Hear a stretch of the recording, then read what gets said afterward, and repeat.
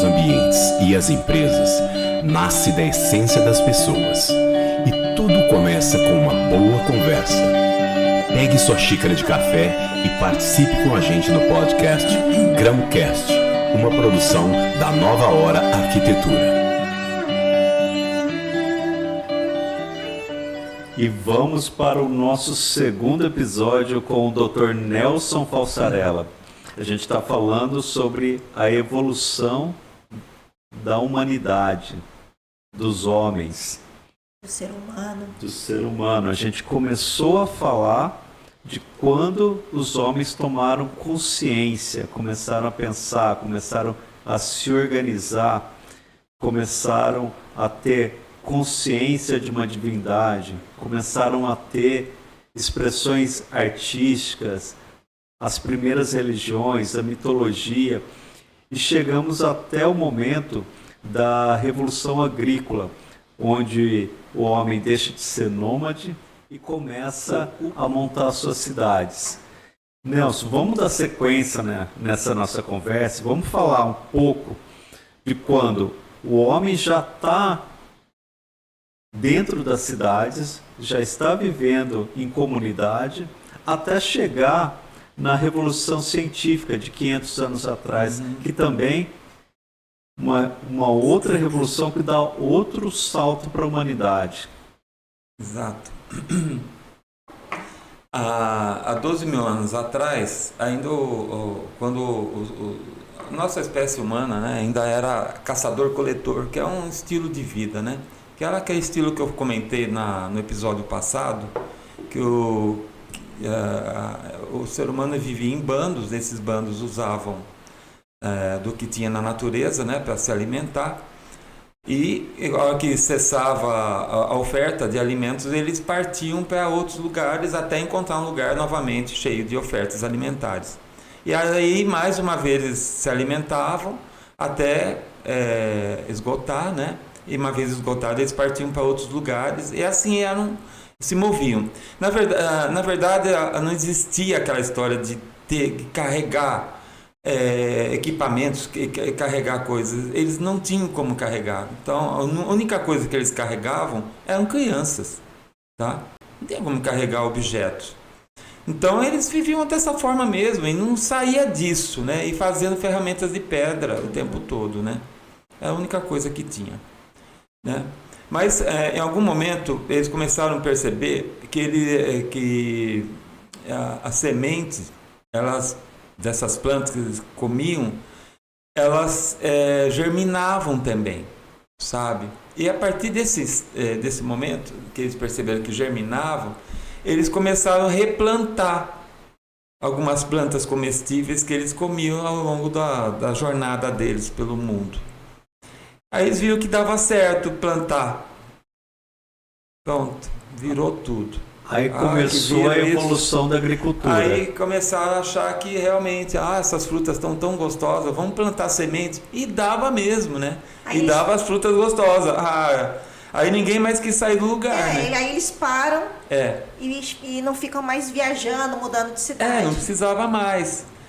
Desde que eles pararam, aí eles começaram a ter o estímulo da criação de instrumentos agrícolas, por exemplo, instrumentos grandes, das quais eles não podiam mais carregar, né?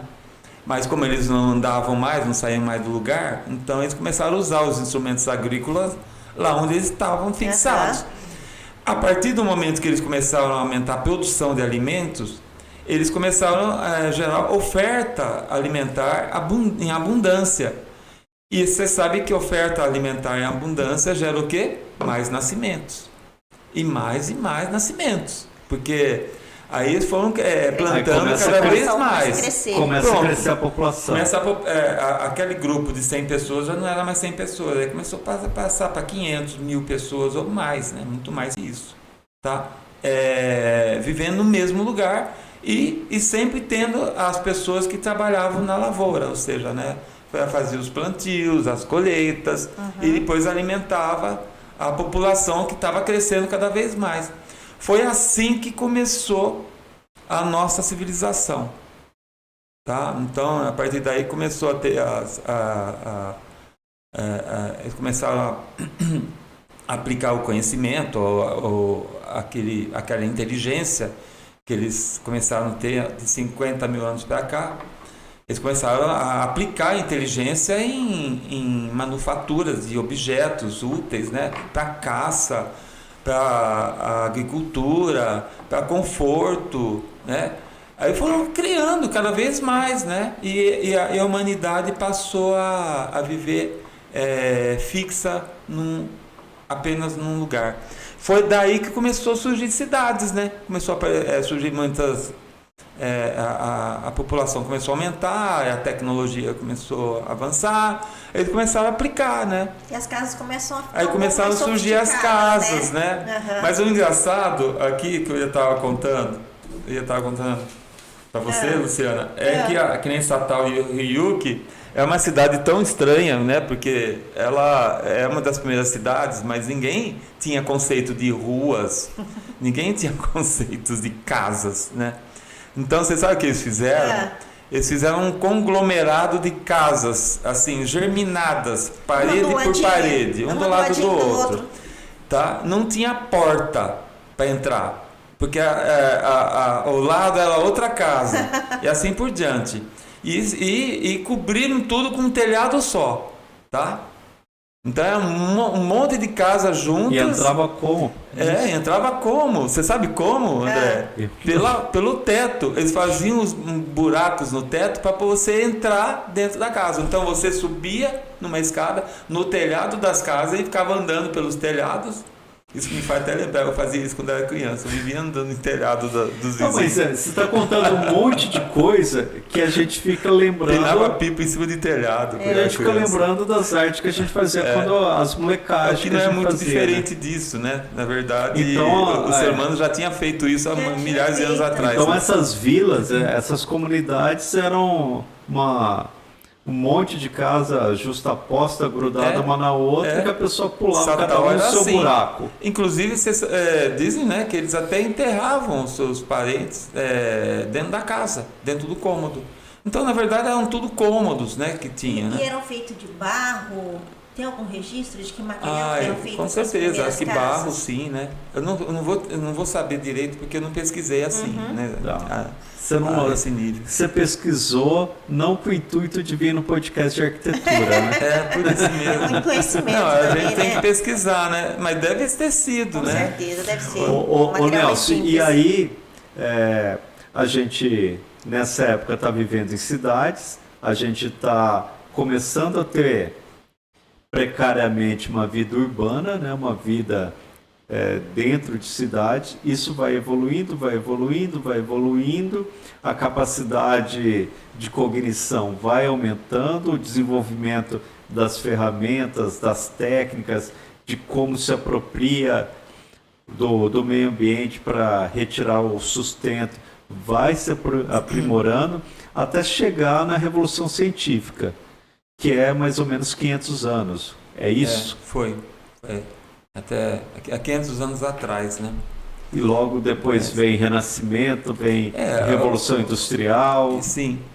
A Revolução Agrícola, ela gerou muitos problemas, né? Porque o ser humano ele também não sabia lidar com isso, né? Tanto é que quando ele fazia as grandes plantações, pegava um incêndio, né? Ou então um arraso de temporal, por exemplo, eles não tinham comida para aquele monte de gente. Então tiveram muitos problemas, pragas, isso, exatamente, também. Tiveram muitos problemas de mortandade em massa em decorrência disso. Além de que muitos deles, por falta de conhecimento mesmo, né, eles faziam monoculturas, às vezes plantavam só o trigo, por exemplo. Resultado, dava deficiência orgânica de nutrientes, gerando pessoas fracas, né, enfraquecidas, né? Porque elas não tinham todos os nutrientes necessários que eram necessários para ter uma boa saúde. Então, tiveram muitos problemas até antes de se acertar melhor com isso, mas conseguiram, né? Aos poucos, aos milhares e milhares de anos foram conseguindo, né? Na verdade, né? Aí, a partir de então, aí junto com aprendendo, né? A lidar com essas dificuldades, começou a ter uma aglomeração muito grande de pessoas e onde eu sempre falo, onde acumula muita gente dá confusão, né? Então Quase começou nunca. a dar confusão, certo? Porque foi aí que começaram a estabelecer legislação, né? E o Código de Hammurabi é um exemplo, né? Inclusive foi Foram aí que nasceram nossos colegas advogados. Foi aí também. Mas precisava, né? Mas foi um código, o Código de Hammurabi foi lá na Babilônia, né? Mas foi bastante severo, entende? Porque para dominar milhares e milhares de pessoas, para botar ordem, né? Porque cada um fazia o que queria, eu matava e ficava tudo por isso mesmo, ninguém sofria consequência nenhuma dos atos. Então, o Hammurabi ele gerou esse código justamente para botar ordem. E ele conseguiu botar ordem mesmo, tá? Nessas conglomerados de pessoas, né? Que foram as primeiras cidades de onde surgiram os primeiros impérios, inclusive. Aí todos os impérios, né? Como vocês sabem, né? Estavam regidos por religiões, né? As religiões também geram um temor, né? Na população. É uma forma de controle da população em massa. Assim como a legislação também. Tá? Então, tudo, onde tem muita concentração de pessoas, precisa realmente de uma boa organização. Senão, você perde o controle. Perde, né? E coisas muito ruins acontecem, né? Entende? Por causa disso.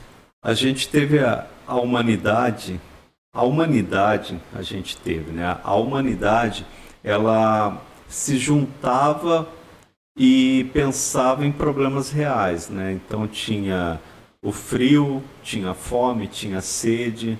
Para isso iam evoluindo as técnicas da agricultura, melhorando a capacidade de produzir alimento, de consumir o alimento. Todos os problemas, vamos dizer, físicos, tangíveis. Ao mesmo tempo tem o desenvolvimento da arte, que tem assim um desenvolvimento do pensamento abstrato também. Isso. O desenvolvimento das religiões, da mitologia, que é algo que está no imaginário, não sei se eu posso dizer assim, no imaginário, e aí também começam a surgir ideias que juntam as pessoas, como por exemplo a criação do dinheiro, que é uma ideia comum que une as pessoas em torno daquela ideia, que é algo criado. A moeda, a definição de Estado, as ideologias, começam aí as ideologias, né? As nações, né?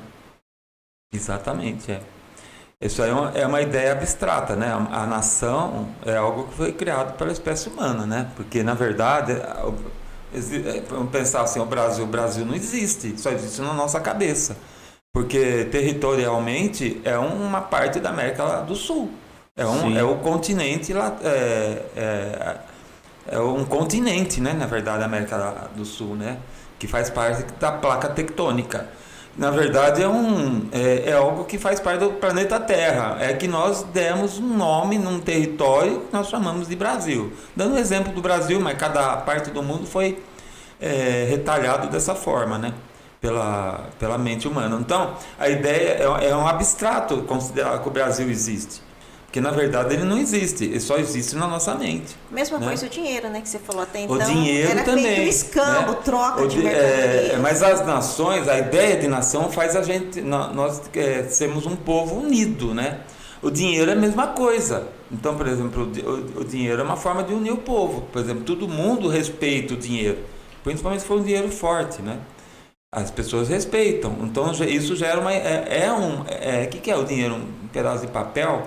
Hoje nem é mais, é um cartão de plástico, entende? É algo que não existe, mas, no entanto, faz parte do imaginário, como você falou, André, da nossa mente, né? E isso tudo faz parte da revolução cognitiva também, né? A religiosidade também, né? Também faz parte da nossa mente. E isso tudo manteve a humanidade unida, né? Então, esses conceitos, né? A partir desses conceitos. É um conceito que une a humanidade em torno de uma causa. Isso. Se eu não me engano, no livro Sapiens, ele coloca como cooperação flexível, não é? Isso. Que é diferente da cooperação, por exemplo, das abelhas, que as abelhas têm segundo o livro, não é? Tem uma cooperação fixa. Elas se juntam na colmeia e tem aquele determinado objetivo. Você não vai ver uma abelha revolucionária, uma abelha criando um motim ali dentro. E na humanidade não, porque a gente se junta numa cooperação flexível em torno de uma ideia. Aí surgem as ideologias, né? Os seguidores, até as paixões dos times de futebol, né? Corintiano não tolera palmeirense e assim por diante. Que é outra coisa abstrata, né? O time de futebol. Né? Exatamente. Na verdade, né? Um monte de homem correndo atrás de uma bola. É algo que existe assim, né? Na nossa mente mesmo, né? Porque o fato de jogar futebol não significa que isso aí é algo que tem que ser feito, entende? Porque, na verdade, eles fazem perante uma fantasia humana, né? Criar um time de futebol com um nome e tudo mais é uma fantasia. É uma fantasia tão forte que reúne pessoas. É uma fantasia milhares de pessoas que une milhares de né? pessoas que criam uma causa, uma motivação para seguir em frente. Isso. Né? Isso tudo faz parte da revolução cognitiva. Isso que nós estamos conversando. Exato. Inclusive faz parte do mundo, né? Nelson, atual. E passada essa revolução científica, veio máquina a vapor, mudou todos os meios de produção, as distâncias foram, a percepção de distância foi alterada. A máquina a vapor gerou as estradas de ferro, exato, né? Um outro sistema de transporte. Que é o trem, né? Exato. As Maria Fumaça, né? Já que é a máquina a vapor, né? E hoje a gente vive um processo de aceleração imenso, um processo de tecnologia computacional, genética, uma outra revolução. Não sei se pode se dizer assim, uma outra revolução que vai caminhar para um horizonte completamente diferente do que a gente vive.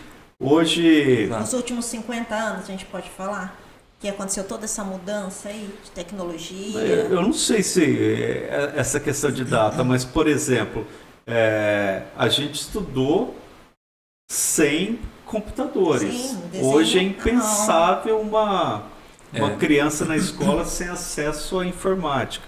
A gente não teve acesso, quando criança, a telefone celular. Hoje...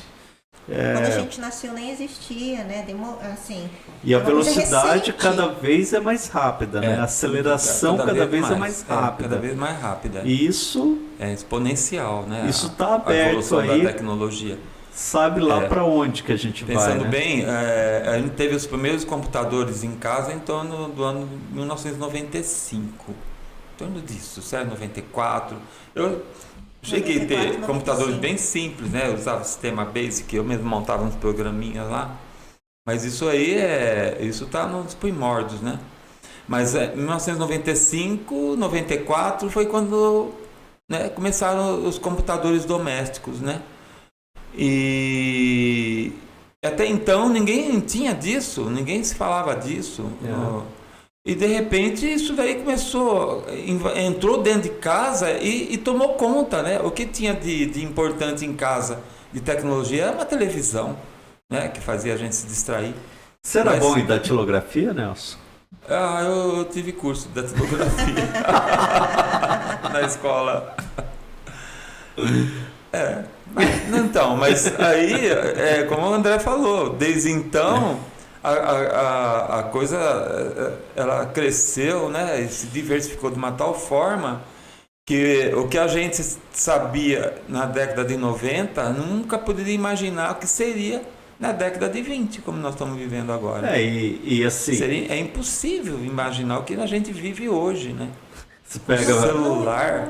e você pega Muito espaço, né, de tempo, assim, se a gente for ver. Muito pouco tempo, exatamente. Você Muito pouco pega tempo. filmes da década de 80 também, fazia assim, alusões do que seria o futuro, colocava que em 2000 estaria todos os carros voando, tal, que também não aconteceu. Pode acontecer, Ainda, não aconteceu ainda. Tem protótipos já. Estamos Carros vivendo voador, né? Estamos vivendo numa era aí que os carros elétricos estão ganhando mercado e vai se popularizar carros sem motoristas.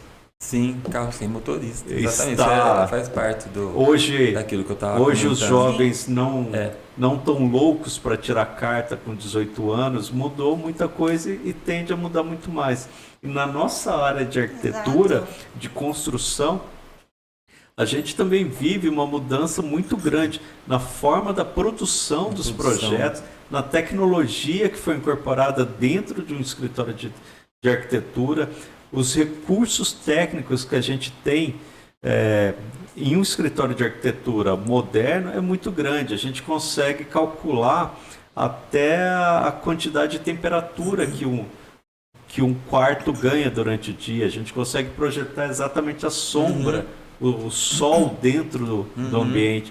E isso faz parte toda de uma evolução que começou com os nossos amigos ali há muito tempo. E é muito bacana conversar bastante com o Nelson, que o Nelson vai contando para a gente de uma forma fácil e a gente vai vendo que muito do que os nossos ancestrais tinham, a gente carrega até hoje, como por exemplo se juntar em torno da mesa para comer, se juntar em torno de um fogão, de uma churrasqueira churrasqueira, exatamente. E hoje as casas, elas tendem a serem todas ambientes integrados, justamente porque hoje ter uma cozinha gourmet, uma varanda gourmet, é o que todo mundo quer. É cozinhar para as pessoas. A cozinha não é mais aquele espaço de serviço que ficava lá no fundo da casa, um lugar escondido, onde só ficava a funcionária, a empregada, lá no fundo da casa. Agora não, ela é o centro da casa. Ela é o lugar que você vai receber sua família, seus amigos. Então tornou-se um ambiente social, né? Se reunir em volta do fogo, voltando lá atrás. Exatamente. Eu fico imaginando, quando você fala assim, realmente a gente fica em volta da churrasqueira, né? Na verdade, né? É o fogo, né? E a gente é fascinado por fogo, né? A gente gosta de essa paixão de criança de ver o fogo pegando né? na churrasqueira, né? Mas acho que isso vem milhares e milhares de anos atrás mesmo, quando nossos ancestrais se reuniam em volta do fogo à noite e começaram a usar a noite, né? Quer dizer, eles já não dormiam mais à noite. Eles ficavam acordados em volta da fogueira, né? Da onde eles assavam os alimentos, comiam e depois vinham confabulando a respeito da existência, né? Olhavam para o céu, via as estrelas, deviam ficar pensando o que será que é aquilo. Vamos procurar saber, eu acho que é isso, eu acho que é aquilo, entende? Então, nessa conversa toda, devia ser muito agradável para eles, né? Deviam gostar muito de se reunir dessa forma. Inclusive, o próprio fogo afugentava animais selvagens que poderiam adentrar o acampamento deles. Então, eles se sentiam protegidos, né? Então, eu acho que isso realmente, o que acontece hoje, eu acho que tem algo no nosso DNA lá, que vem lá, são resquícios daquela época, sim, André. Que maravilha, Nelson. Antes do surgimento das cidades, das civilizações e até antes da Revolução Agrícola. Nelson, foi maravilhosa essa conversa contigo. Abre um conhecimento muito amplo para nós e abre a possibilidade da gente aumentar essa conversa contigo e também da gente trazer outros colegas que venham trazer outras visões através dessa linha que você traçou aqui. Não, e o que eu fico impressionada é ele ter tanto conhecimento, ele ser um médico, ser estudioso e ter esse material. Isso não, aqui ele falou de museu mesmo, qualquer um que tem esse tipo de material. Isso não é emprestado, é dele, né? E ele falou da paixão do fogo que vem dos nossos ancestrais e de olhar as estrelas.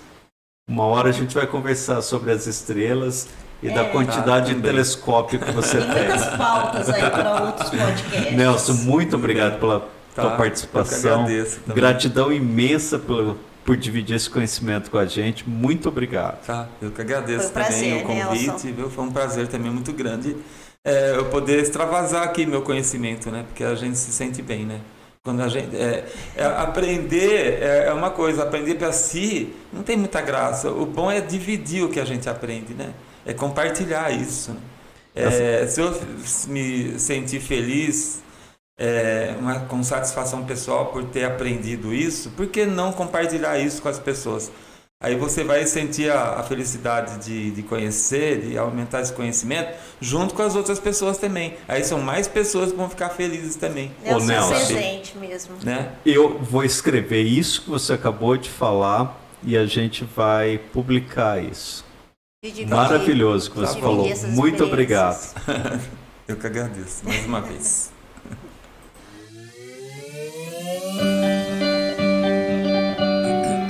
Meu Deus.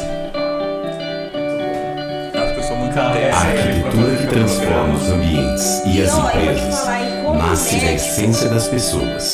tem pra E ninguém tudo começa com uma boa conversa. É muito Pegue assunto, sua a gente xícara vai de ter que fazer café um de e participe com a astronomia, um gente de no podcast medicina. Gramcast, uma produção da Nova Hora Arquitetura.